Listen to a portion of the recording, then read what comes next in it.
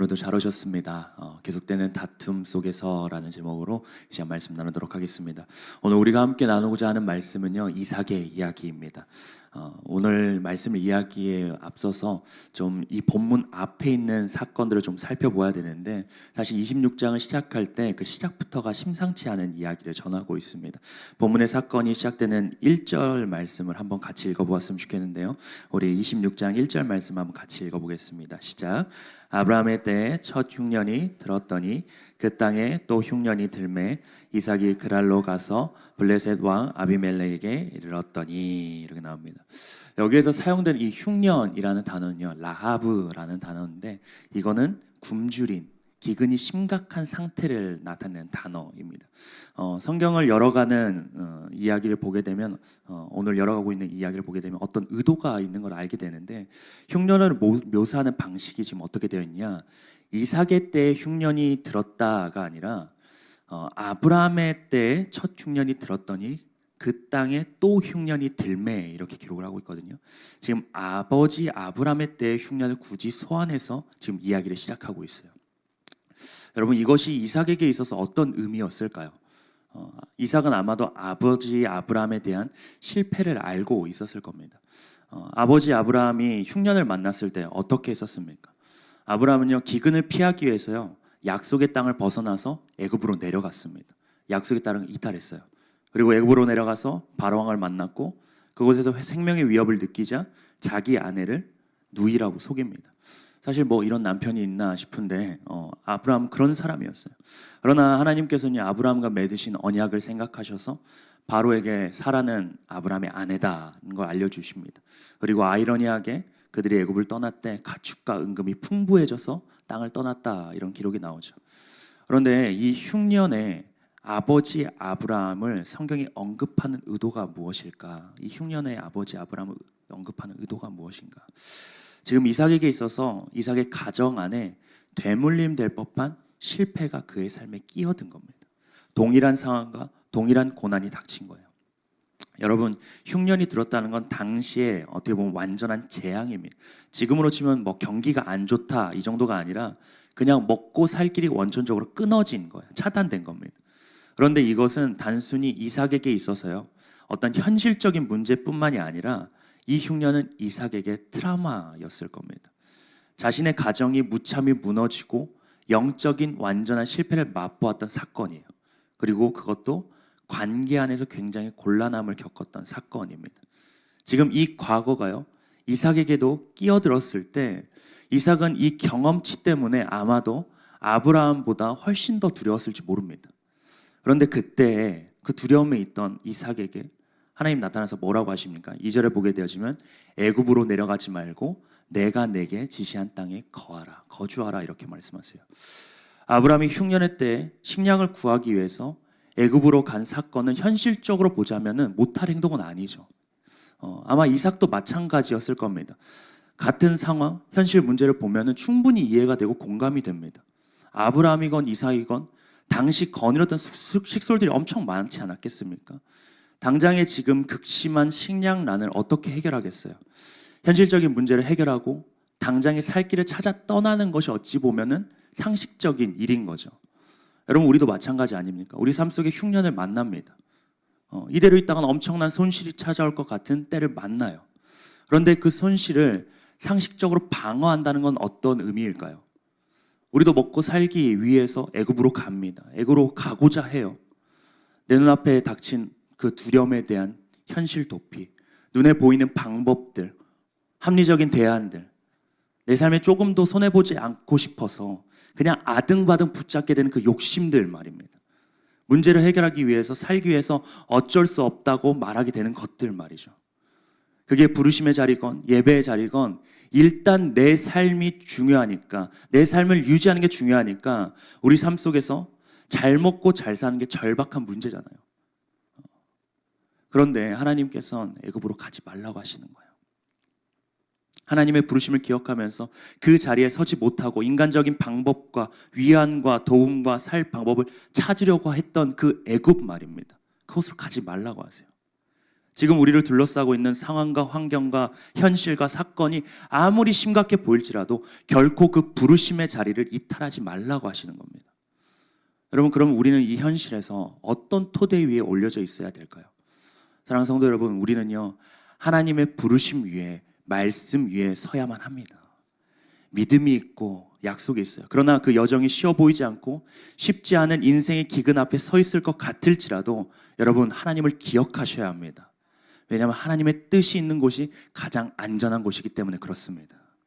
하나님의 말씀이 있는 곳이 가장 큰 평안과 축복이 있어요. 이 사실 믿으십니까? 우리가 아무리 인생에 심각한 기근을 만나도요, 하나님의 뜻이 있으면 그곳이 하나님의 축복이 있습니다. 우리가 이 사실을 믿길 축복합니다. 여러분, 바로 그곳에 서십시오. 하나님의 말씀이 있는, 하나님의 부르심이 있는 그곳에 서시길 바랍니다. 그리고 그곳에서 버티고 견디고 이기세요. 이 모든 것이 지나가기까지 하나님의 뜻, 하나님의 말씀, 하나님의 완전한 평안이 있는 그곳에 거하는 저와 여러분 되길 말씀으로 축원합니다. 우리가 그렇게 하나님의 말씀을 기억하고요, 그 인생의 부르심 자리를 이탈하지 않을 때 하나님께서 우리 삶에 어떻게 역사하시는가 오늘 말씀을 보게 되면 나오는데요. 12절 13절 말씀입니다. 한번 읽어보겠습니다. 같이 읽겠습니다. 시작. 이삭이 그 땅에서 농사하여 그 해에 100배나 얻었고 여호와께서 복을 주심으로 그 사람이 창대하고 왕성하여 마침내 거부가 되어. 지금 이삭이요, 심각한 기근이 있던 해였습니다. 그런데 농사일에 100배의 결실을 얻는 큰 축복을 얻게 됩니다. 100배, 메아샤림이라고 하는데, 이 수확은요, 성경적 문학적으로 표현으로 봤을 때 최고의 수확을 상징적으로 보여줍니다. 일반적으로 블레셋 지역 가운데서 풍작을 거둘 때요, 대략 씨를 뿌리는 비율의 20배에서 25배 정도의 수확률을 하는 게 보통 대작이라고 합니다. 그런데 지금 몇 배를 얻었다고요? 100배. 이건 어마어마한 결실입니다. 어떻게 농사일에 100배의 결실을 거둘 수 있겠어요? 사실 이 시대는요, 뭐 대량 생산의 기계가 도입된 것도 아니잖아요. 품종 개량이 있었던 것도 아닙니다. 철저하게 자연 현상에 의지하는 지금 농사일이에요. 농업입니다. 그런데 성경은 지금 이삭이 그 극심한 기근 가운데 100배의 결실을 맺었다라고 말합니다. 메아시아림, 최대의 결실을 맺게 됩니다. 근데 성경은 자연스럽게 어떻게 그렇게 될 수 있는지 답을 제시하고 있죠. 그 복의 출처에 대해서 명확하게 명시하고 있는데, 말씀을 한번 다시 보겠습니다. 12절 말씀 보면은 여호와께서 복을 주심으로 이렇게 나와 있죠. 여러분, 지금 이삭이 그 해에, 그 기근이 심각한 해에 100배의 결실을 맺을 수 있었던 이유는 무엇입니까? 여호와께서 그에게 복을 주셨기 때문입니다. 여러분, 이것이 이삭의 형통의 비밀이었습니다. 이해할 수 없는 성공, 상식을 뛰어넘는 결실, 이것은 하늘이 열려 있었기 때문입니다. 열린 하늘을 통해서 부어지는 은총과 축복이 있었기 때문에 가능한 거예요. 여러분, 이 비밀을 소유하고만 있어야 인생의 많은 물들이 열려지는 겁니다. 우리 인생 속에 이 비밀이 있어야 가장 심각한 공경의 때에 가장 큰 영광의 결실을 누립니다. 우리가 어떤 일을 시작하면서 기대감 없이, 열심 없이, 도전의식 없이 그렇게 시작하는 사람은 한 사람도 없을 겁니다. 저마다의 기대가 있고 도전과 열심을 가지고 시작할 거예요. 그러나 모든 사람이 자신이 가진 포부와 계획과 노력만큼 결실을 얻는 건 아니라는 겁니다. 전도서 9장 말씀에 보면은요, 이렇게 나옵니다. 내가 해 아래에서 보았는데 발이 빠르다고 경주에서 이기는 것이 아니고 강하다고 전쟁에서 승리하는 것도 아니며 지혜롭다고 먹을 것이 생기지 않고 명철이 있다고 재물이 생기지 않으며 배웠다고 총애를 받는 것도 아니다. 오직 그들 모두에게 때와 기회가 있을 뿐이다. 이렇게 전도서는 말합니다. 여러분, 이 때와 기회는 누가 주신다고 생각하십니까? 하나님께서 주시는 것입니다. 믿으십니까? 이 사실을 우리가 이해하고 있어야 오늘 말씀의 전반을 이해를 가질 수가 있어요. 이삭의 삶에서도요, 지금 그가 결정했던 선택 기준이 무엇인지 우리가 알 수 있습니다. 여러분, 우리에게 주어진 모든 결정이 하나님께 있음을 인식할 때 우리 삶의 기준과 행동은 달라집니다. 그래서 우리는 다른 모든 것에 반응할 필요가 없어요. 사실 오직 하나님께만 반응하면 됩니다. 저는요, 저와 여러분의 인생 속에 최고의 결정권자 되신 하나님, 우리 인생의 때와 기회를 주신 하나님께 반응하는 믿음의 사람 되길 축복합니다. 정말 그렇게 되길 소망해요. 그러면서 계속해서 이어지는 말씀을 보세요. 13절 말씀인데 다시 한번 읽어보겠습니다. 같이 읽겠습니다. 시작. 그 사람이 창대하고 왕성하여 마침내 거부가 되어. 이삭이 부자가 됐네요. 요새 현대 사람들 너무 좋아하지 않습니까? 부자 되세요. 이게 한때 유행했던 광고잖아요. 다 어르신들 알 텐데 부자 되는 거 다 너무 좋아합니다. 여러분 부자 되고 싶으시죠? 아멘이 나오시네요. 목사인 저도 부자가 되고 싶습니다, 사실. 근데 부자 되는 것에서 끝나지 않죠. 어떻습니까? 부자가 됐어요. 근데 점점 더 부유해지고 마침내 아주 큰 부자, 거부가 되었습니다. 그런데 여기에서 쓰여진 이 단어들을, 문법들을 보면은요, 와우 계속용법 미완료 동사를 사용하고 있어요. 와우 계속용법 미완료 동사. 이게 무슨 말인가? 무슨 히브리어 공부 시간도 아닌데. 지금 이 문장은 무슨 말이냐? 계속해서 지속적으로 연속적으로 발생하는 하나님의 일하심을 보여주고 있는 거예요. 잘 생각해 보세요. 이 축복은요, 분명 하나님께로부터 온 것이지만 이 축복은 또한 이삭이 하나님의 약속 위에 거할 때에만 주어지는 것입니다. 그러니까 지금 이것은 무엇을 의미하는 걸까요? 하나님의 일하심이 계속해서 주어질 때 그것과 더불어서 이삭의 믿음과 순종도 계속 이어지고 있었다는 걸 보여줍니다. 사랑하는 성도 여러분, 우리가 계속해서 하나님 말씀에 반응하고 순종하고 약속을 믿을 때 처음에는 창대하게 되고 이어서 왕성하고 마침내 거부가 되는 겁니다. 이와 같은 일이 말씀을 믿고 순종하는 자들 가운데 일어나길 소망합니다. 창대하게 되고 왕성하게 되고 마침내 거부가 되어지는 것. 그런데 여러분, 우리 인생의 문장 가운데 삶의 마침표를 어디에 찍길 원하세요? 창대하고 왕성하며? 아니죠. 마침내입니다. 마침내. 하나님께서 우리에게 이루어 주실 최대의 축복, 하나님께서 생각하신 만큼의 축복 말입니다. 사랑하는 성도 여러분, 만약 저와 여러분이 멈추지 않는다면, 하나님 앞에서 그 믿음과 순종을 멈추지 않는다면 하나님 또한 우리 가운데 멈추지 않으실 줄 믿으시길 바랍니다. 우리의 믿음과 우리의 갈망과 우리의 열망이 우리 삶에서 계속된다면요, 하나님께서 일으키시는 위대한 역사와 일하심은 나의 한계와 나의 상황과 사건과 상관없이 계속될 줄 믿습니다. 그래서 결국 내가 마침표를 찍는 것이 아니라 하나님 손으로 하나님의 때에 하나님께서 마침표를 찍으시는 겁니다. 우리는 마침표가 찍혀질 때까지, 마침내가 될 때까지 계속해서 멈추지 않고 믿음 가운데 말씀으로 순종하며 걸어가는 겁니다. 그래서 마침내 100배의 결실을 볼 수 있기를 말씀으로 축원합니다. 여러분, 사실 이거는요, 제가 기복신앙을 말하는 게 아닙니다.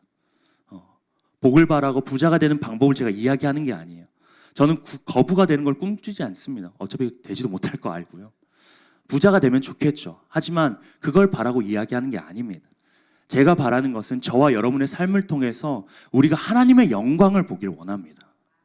하나님의 일하시고 계심이 우리 삶 가운데 나타나길 원하는 거예요. 여러분, 이삭이요, 어떻게 거부가 되길 고민했을까요? 어떻게 하면 100배의 결실을 맺을 수 있을까? 어떻게 하면 수확량을 더 늘릴 수 있을까? 더 부유해질 수 있을까 생각했을까요? 여러분, 그가 단지 거부가 되는 것에 목표를 두었다면, 집착했다면 그는 절대 하나님의 역사하시는 자리에 설 수 없었을 겁니다. 그저 이삭은 하나님께서 요구하시는 믿음을 드렸고 순종을 드렸어요. 계속해서 멈추지 않고 이 순종과 믿음이 그의 삶의 일상의 루틴이 되기까지 살아냈습니다. 그리고 마침내 이루어진 이삭의 형통이에요. 그렇게 이루어진 겁니다. 여러분 삶에서도 여러분의 꿈과 비전과 소망이 성취되길 원한다면요, 그리고 매 순간 여러분의 순종의 몸부림 가운데 하나님의 임재와 영광을 경험하길 원한다면 우리는 거창한 목표에 집착하지 마세요. 인생의 어떤 욕심에 집착하지 마십시오.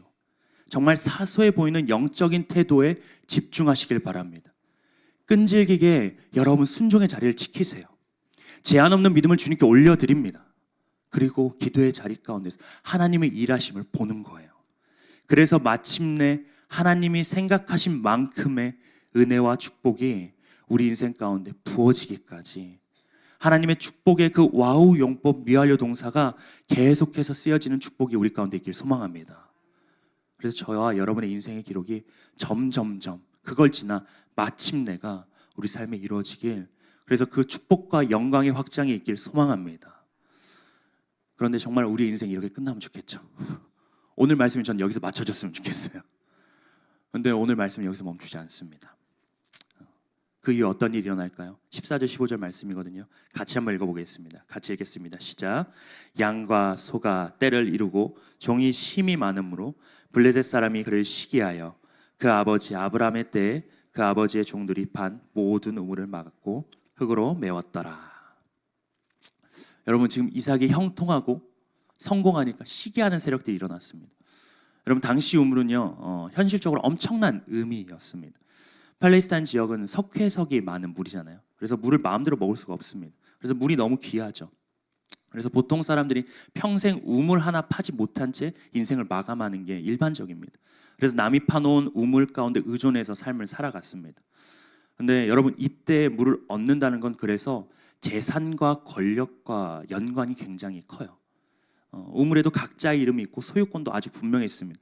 역사적으로 볼 때도요, 이 우물을 차지하기 위해서 팔레스타인 지역에서는 굉장한 분쟁과 다툼이 끊이지 않았습니다.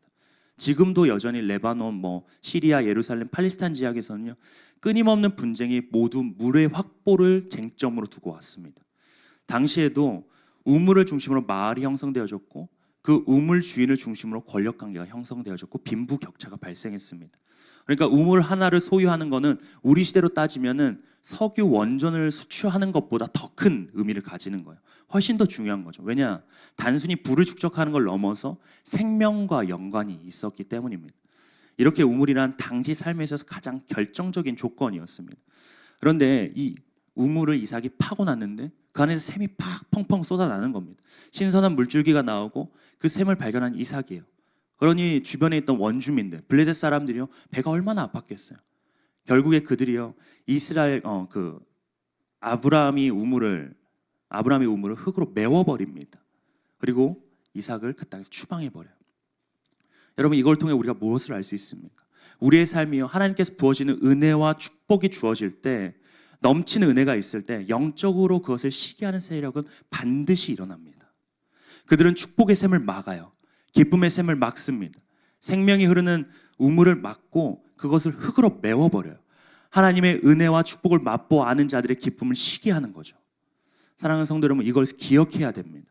우리가 하나님의 영광스러운 일을 누릴 때 악한 세력은 반드시 그것을 막고자 합니다. 그것을 메우려고 해요. 영적인 공급의 그 근원에 흙을 뿌립니다. 무엇을 지킬 만한 것보다 더 내 마음을 지키라. 생명의 근원이 이에서 남이라. 모든 것의 원천이 되는 여러분의 그 마음의 샘에 그들이 흙덩이를 던져놓습니다. 생명과 기쁨의 샘에 부정적인 생각을 던져넣어요. 실망감을 던져넣습니다. 공허와 자기 절망, 미움, 원망, 부정적인 생각, 분주함, 자기연민, 무력감으로 우리 심령의 샘의 근원을 막습니다. 우리의 내면을 가득 채워요. 그러면 모든 것에 생명으로 흐르던 샘이 차단됩니다. 점점점 감사가 마르고요, 기쁨이 메말하고 축복의 샘이 끊어지는 겁니다. 아마 우리 삶 속에 이런 경험들 숱하게 했을 겁니다. 이런 일이 우리 삶에 얼마나 자주 일어납니까? 정말 귀신이요 귀신같이 알아서 귀신같이 회방을 해요. 기쁨이 흘러 넘칠 때 그 자리 가운데 두려움과 조급함과 절망으로 메워버립니다. 감사가 메말라요. 여러분, 그때 우리가 어떻게 해야 될까요? 오늘 본문 속의 이삭은 어떻게 하고 있습니까? 17절 18절 말씀이거든요. 같이 한번 읽어보겠습니다. 같이 읽겠습니다. 시작. 이삭이 그곳을 떠나 그랄 골짜기에 장막을 치고 거기 거류하며 그 아버지 아브람 때에 팠던 우물들을 다시 팠으니 이는 아브람이 죽은 후에 블레셋 사람이 그 우물들을 메웠음이라. 이삭이 그 우물들의 이름을 그의 아버지가 부르던 이름으로 불렀더라. 아멘. 여러분, 그런 공격과 시기가 있을 때 이삭은요 그들이 막아버린 우물을 다시 파고 아버지가 지은 이름들을 다시 붙였습니다. 그들이 막아버린 우물을 다시 팠어요. 그리고 그 샘의 소유가 누구 것인지 다시 이름을 붙였습니다. 사랑하는 성도 여러분, 우리에게도 이 모습이 필요합니다. 우리에게 주어지는 공공연한 그 공격과 회방들, 그것이 실체를 알 수 없는 영적인 세력에 대한 것이든 우리의 삶의 상황과 환경과 사건에 대한 것이든 사람에 대한 것이든, 여러분, 우리는요 우리의 우물, 그 생명의 샘을 다시 지키고 다시 회복시켜야만 합니다. 그들이 메워버린 막아버린 우물에서 다시 신선한 샘이 솟아오를 수 있도록 말입니다. 그런데 여러분, 간단해요. 그들이 막았다면 우리는 다시 파면 됩니다. 우리 마음속에 그 영혼의 샘에, 기쁨의 샘이 막혀져 있다면, 감사와 찬양과 그 소망이 메워져 버린 것 같다면 여러분 그 우물을 다시 파면 되는 거예요. 다시 영혼의 그 샘에 신선한 샘물이 솟아오르도록, 다시 사랑이 흐르고 하나님을 향한 그 감사와 기쁨이 넘치도록, 그 신선한 기름 부으심이 넘치도록 하나님 앞에 서는 저와 여러분 되기를 주님의 이름으로 축원합니다. 부정적인 생각, 실망, 권태로움, 공허감, 모든 것이 이 시간 나사렛 예수 그리스도의 이름으로 끊어지고 다시금 하나님의 영광을 향해서 침노하며 그것을 얻는, 놀라운 은혜를 얻는 우리 모두가 되길 주님의 이름으로 축원합니다. 그렇게 아브라함의 막힌 우물을 다시 판 이삭에게 어떤 일이 일어납니까? 이제 끝나야죠. 끝나면 좋겠는데 20절 21절 말씀 볼까요? 다시 한번 보겠습니다. 같이 읽겠습니다. 시작. 그날 목자들이 이삭의 목자와 다투어 이르되 이 물은 우리의 것이라 하매 이삭이 그 다툼으로 말미암아 그 우물의 이름을 에색이라 하였으며 또 다시는 우물을 팠더니 그들이 또 다툼으로 그 이름을 심나라 하였으며. 이제는 그들이요 이삭의 샘물을 막는 것으로 부족해서 이 영역 가운데 침범해서 싸울 겁니다. 그때 이삭이 어떻게 반응해요? 여러분 우리라면 멱살 잡아야죠. 어디서 소송 준비해야 되지 않겠습니까? 변호인단 꾸리고 이거 내 소유라고. 우리가 어떻게 얻은 건데, 내 삶에 터져 있는데 어떻게 얻은 보상인데. 그런데 이삭은 그 우물이 자신의 것이라고 우기는 그 그랄 양치기들한테 우물을 다 내어줍니다. 그리고 다른 곳으로 가요. 다시 우물을 팝니다. 이 양반 성격이 좀 남다른 것 같아요. 우리랑 굉장히 다르게 느껴집니다. 여러분 당시 팔레스타인 지역에서 우물을 파는 게 그렇게 쉬운 게 아닙니다. 우물을 파고 그 우물에서 물을 얻기까지 지면에서요 100m 아래까지 파야 했습니다. 땅 밑에 100m 정도 깊이까지 파 내려가야 했어요. 그런데 이 당시에는요 뭐 기계가 있었던 것도 아니에요. 청동기 시대였기 때문에요 연장도 좋지 않습니다. 우물을 팔 만한 도구 자체도 미비했어요. 그러니 이 지금 우물을 판다는 것, 그리고 그곳에서 물을 얻어낸다는 것은요 성경에서 한두 구절로 넘어갈 문제가 아닙니다. 근데 거기에는 엄청난 수고와 시간과 노력과 땀이 부어져야 가능한 일인 거죠. 그런데 이삭이 다른 곳에 가서 또 새로운 우물을 팝니다. 그리고 또 그랄의 양치기들과 다시 다툼이 일어나죠. 또 그들이 찾아옵니다. 이건 뭐 양치기가 아니라 거의 양아치 수준이에요. 와가지고 다 뺏어가요. 그런데 22절 말씀에 보면 어떻게 말합니까? 이삭이 그곳에서 옮겨 다른 우물들을 팠다를 기록을 하고 있어요. 여러분 이삭이 왜 그랬을까요? 어떻게 이렇게 할 수 있었을까요? 우린 이삭의 모습 속에서 지금 그의 마음이 무엇을 향해 있는지 우리는 알게 됩니다. 첫 번째, 그는 다투지 않습니다. 많은 사람들이 지금 이삭이 굉장히 성격이 수능적이고 평화주의자이다 이렇게 이야기를 합니다. 그래서 자기의 권력을 활용해서 정면으로 싸우지 않는 그런 사람이다라고 이야기를 합니다. 그러나 여러분 이건요 단순히 이삭의 어떤 성격, 캐릭터, 성품, 갈등을 싫어하는 성격이라서가 아닙니다. 이것은 이삭이 그의 내면에 평강을 지키고자 했음을 보여주는 장면입니다. 이삭은 그랄 양치기들과 다툼으로 인해서 잃어버리는 것이 힘들게 판 우물을 통해서 없는 것보다 크다는 걸 알았어요. 왜냐하면 이것은요 그 안에 평안의 문제였기 때문에 그렇습니다. 만약 이삭이요 그들과 맞대응을 했다면 이삭의 마음에 어떤 것이 사라졌을까요? 평강이 완전히 메말라 버렸을 겁니다. 기쁨과 열정이 식어버렸을 거예요. 오히려 분쟁과 다툼 안에서 없었던 욕심이 생겨났을 겁니다. 우물에 대한 집착, 소유에 대한 탐욕들. 그래서 만약 이삭이 눈앞에 있던 그 이권과 유익 앞에서 그것을 대체했다면 그는 평생 우물에 얽매여서 블레셋과 다투며 살아갔을 겁니다. 아마 인생의 초점이 우물을 지키는데 평생 소진되었을 거예요. 그러나 이삭은요 그의 내면의 평안을 지키고 그 온유함을 추구하는 사람이었어요. 여러분 이 온유라는 단어는요 힘의 재갈을 물리다라는 뜻이거든요. 이것은 힘이 없어서 주어진 상황이나 환경에 순응하는 게 아닙니다. 온유는 내가 지금 힘이 있고 제압할 만한 능력이 있음에도, 재력이 있음에도 불구하고 자기의 힘을 절제하고 제어하는 것을 말해요. 여러분 이삭 이때 뭐였어요? 거부였습니다. 재력과 힘과 인적 자원을 가지고 있었어요.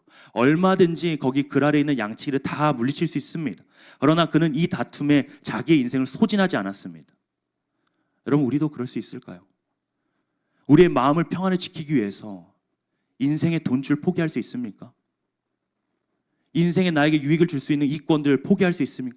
눈앞에 있는 그 유익의 자리 포기할 수 있습니까? 여러분, 우리에게 중요한 것은 하나님의 평강과 연결된 우리의 내면인 줄 믿으시기 바랍니다. 믿음의 길은 매 순간 선택의 과정이에요. 무엇을 지키고 무엇을 포기할지, 피 흘리기까지 싸우더라도 지킬 것은 지키고, 어떤 유익이 있을지라도 뒤돌아보지 않을 것은 가지는 것이 우리의 중심의 가치입니다. 저는 저와 여러분이 지금 이삭과 같은 하나님과의 관계의 평안, 그 영혼의 평강을 지키기 위해서 다툼을 피해갈 수 있는 하나님의 사람들 되기를 소망합니다. 하나님과의 관계를 지키기 위해서 눈앞에 유익을 버릴 수 있는 사람들, 샘물의 근원을 지키기 위해서 무엇을 지켜야 하고 무엇을 버려야 할지 분명하게 아는, 그래서 하나님을 선택하는 사람들 되길 바랍니다. 두 번째로 그는 팠어요. 다시 팠습니다. 자기 삶을 가로막는 그 방해의 장벽 앞에서 그는 계속해서 또다시 그 자리에 섭니다. 이것은 그의 절실함을 보여주는 거예요. 그는 계속해서 자신이 원하는 것을 얻기 위해서 본질 가운데 반응하고 있습니다. 마지막 강이라는 책으로 유명한 랜디 포시라는 교수님이 있거든요. 교수님께서 책에서 아들에게 남긴 글을 보면 이렇게 나오거든요.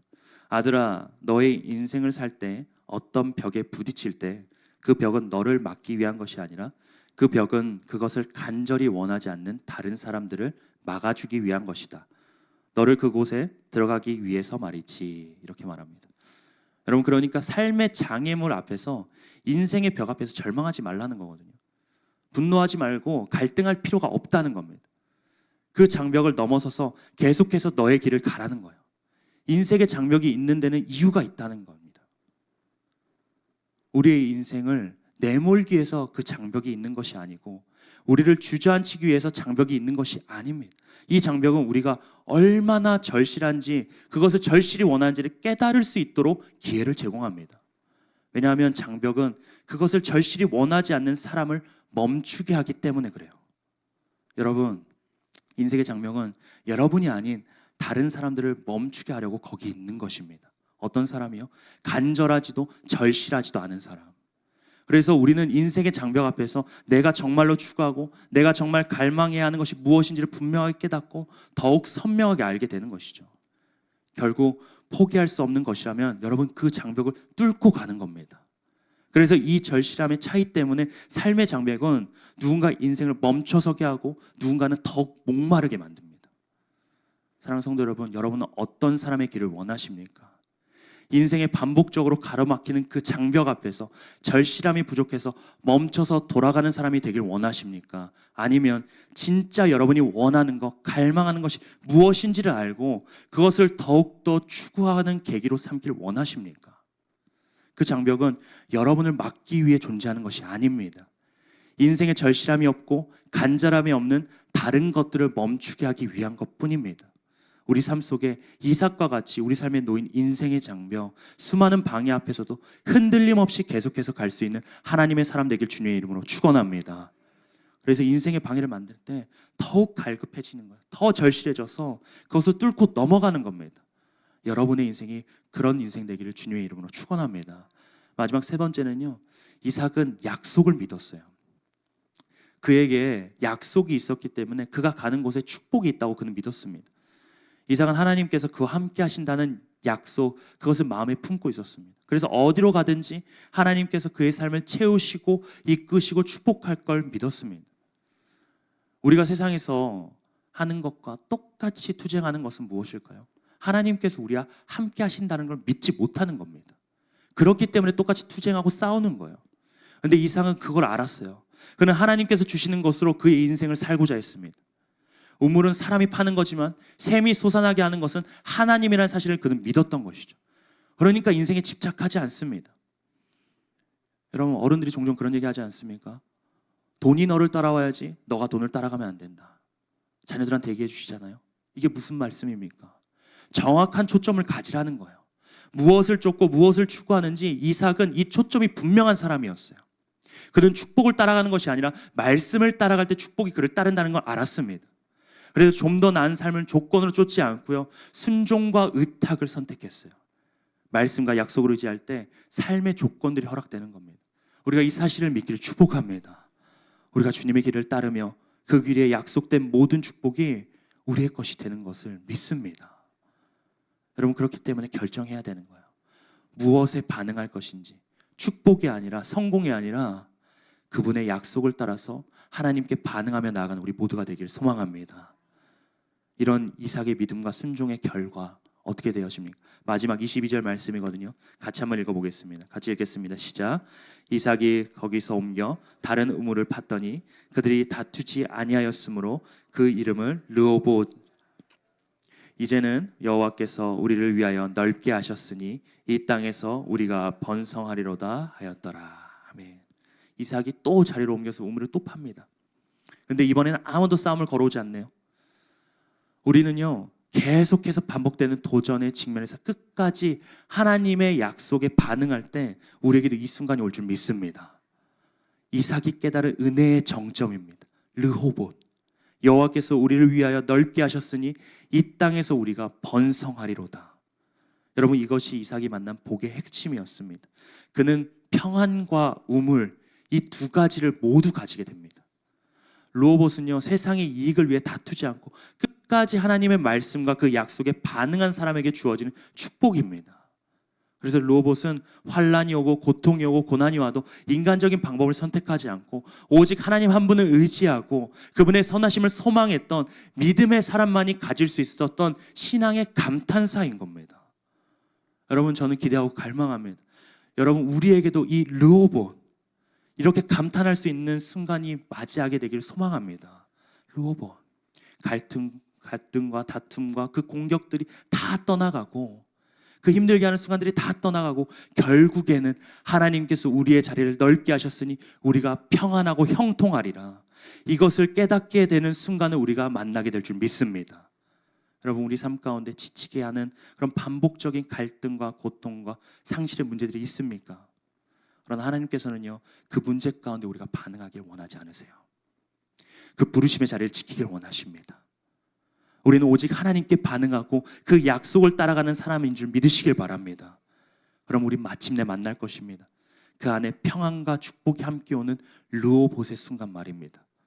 우리가 르호봇을 만나는 순간까지 계속해서 인생의 영적인 우물을 다시 파길 바라요.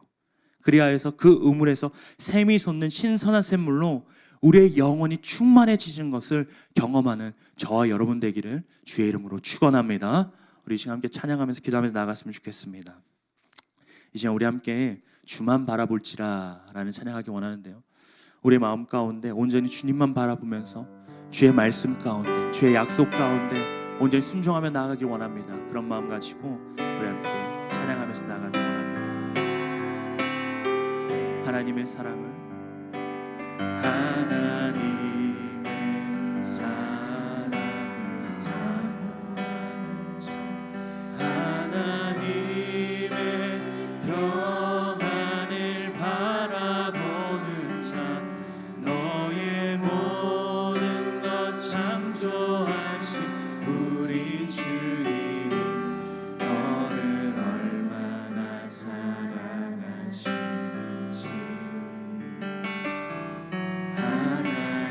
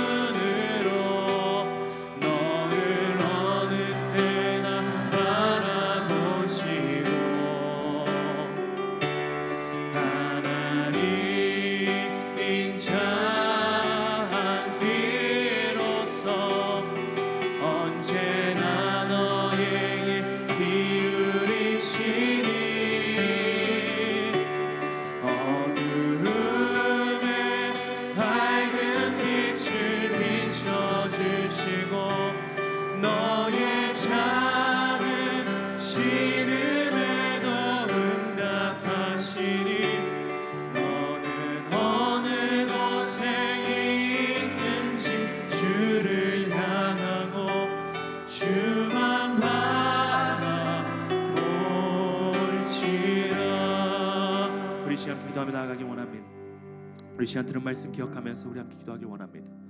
하나님, 우리 인생의 흉년을 맞이하는 순간들이 너무나 많이 있습니다. 그때 그 부르심의 자리 우리가 벗어나서 애굽으로 향하고 싶은 순간들이 있습니다. 하나님, 그러나 우리가 그때 주의 약속의 말씀을 붙잡고 믿음으로 순종하며 한 걸음 한 걸음 나아가는 자 될 수 있도록 인도하여 주시옵소서. 하나님, 계속되어지는 하나님 어려움과 고난과 고통의 순간이 있을지라도 계속해서 인생의 영적인 우물을 계속해서 파는 자 되게 하여 주시옵고, 신선한 샘물을 계속해서 떠오르는 우리 모두가 될 수 있도록 인도하여 주시옵소서. 그리하여서 결국에 마침내 평안과 축복이 주어지는 루오봇을 만나는 우리 인생 될 수 있도록 주님 인도하여 주시옵소서. 그런 믿음 가지고 이 시간 말씀 붙잡고 우리 간절하게 기도하며 나아가도록 하겠습니다. 주의 이름 찾고 기도합니다. 주여, 주여 아버지 하나님, 주여 기도하러 나아갑니다. 아버지의 시여 우리 가운데 말씀하신 주님 감사합니다. 아버지의 자리 가운데 우리가 간절하게 기도하며 나아갑니다. 하나님, 우리 인생이 마침내 로봇을 만나게 되시기 원합니다. 하나님, 그 모든 어려움도 없고 주님의 평안과 평강이 주어지며 주님의 축복이 넘쳐나는 하나님 번영되어 넓혀지는 축복이 있는 로봇, 그 신앙의 감사가 우리 가운데 넘쳐나길 소망하오며 아버지 인도하여 주시옵소서. 하나님, 그 문제의 상황들 가운데 하나님 아버지 주님을 바라보면서 믿음으로 하나님 온유하게 절제하며 하나님 그 모든 것들 가운데 반응하지 않으며 나아가는 우리 모두가 될 수 있도록 인도하여 주시옵소서.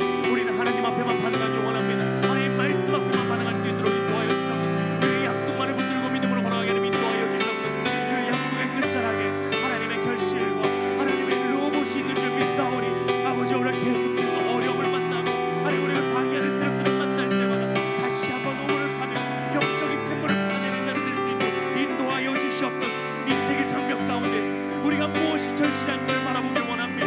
우리가 무엇을 절실하게 원하는지를 바라보길 원합니다. 아버지, 우리의 감사함에 마르고 우리의 영혼의 그 심령이 메말라 있었을 때 그 자리 가운데 주저앉아서 하나님 포기하는 자가 아니라 하나님 다시 한번 그 영혼의 샘물이 다시 한번 길러지기를 소망하며 다시 한번 그 자리 가운데 서서 그것을 파내는 자를 될 수 있도록, 그래서 끊임없이 그 길을 걸어가는 자 될 수 있도록, 말씀 안에 서 있는 자들 될 수 있도록, 순종하며 걸어가는 자 될 수 있도록 하나님 인도하여 주시옵소서. 하나님, 그 열매를 그 결과를 우리 모두가 보길 원합니다. 아버지, 그런 인생 될 수 있도록 주님 인도하여 주시옵소서. 하나님, 그렇게 영혼이 충만케 되어지는 우리의 삶과 우리의 인생 될 수 있도록 주님 인도하여 주시옵소서. 약속을 따라가길 원합니다. 약속을 따라가길 원합니다. 아버지여, 갈등과 다툼과 공격과 힘들게 하는 순간들이 끊임없이 우리를 에워싸지않고 하나님 우리가 약속을 붙잡을 수 있는 자들, 믿음을 가진 자들 될 수 있도록 주님 인도하여 주시옵소서. 이제는 모든 성도들 가운데 그렇게 하실 줄 믿습니다. 아버지, 붙잡아 주시옵소서. 아버지, 붙잡아 주시옵소서. 주님 주시옵소서. 잠시 하나님 아버지 감사합니다. 하나님, 우리가 인생을 살아갈 때 흉년과 같은 순간들을 만날 때가 있습니다. 모든 것이 메마른 것 같고 모든 삶의 원천이 끊어진 것 같은 순간을 만날 때가 있습니다. 하나님, 그때 우리가 애굽을 향하지 않게 하여 주시옵소서.